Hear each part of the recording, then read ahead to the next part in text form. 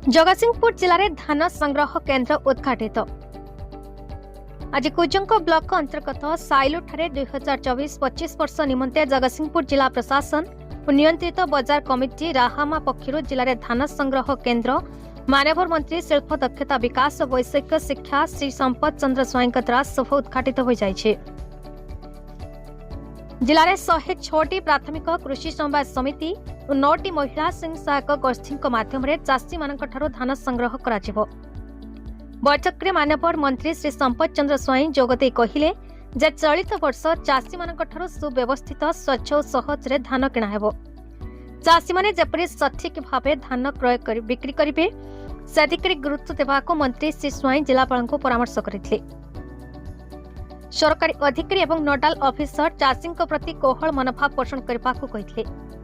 चाषी भाई मान कौन असुविधार सम्मुखीन न होगापी सबु मंडी में सीसीटीवी व्यवस्था और धान बिक्री कर 48 घंटा मध्य चाषी भाई मान आकाउंट को टंका आसीछि बोली मंत्री प्रकाश करते। बैठक में जोगती जिलापाल श्री जय सोनाल कहले जे प्रति मंडी में धान क्रय करने जड़े जड़े नोडाल ऑफिसर को नियोजित कर एवं धान विक्रय करिपारे कौनसी असुविधा होउतले टोल फ्री नंबर 1967 को जोगाजोग करने परामर्श देते।